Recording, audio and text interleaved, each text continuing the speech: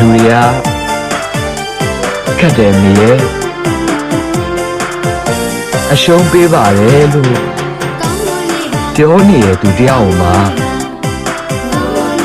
ထပ်ပြီးအနိုင်လူချင်းနေကြသေးတယ်။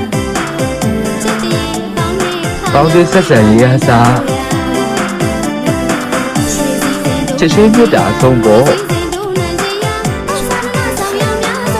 ဒါမှဘာမျောလင်းချက်မှမရှိပါဘူးမေရဲ့။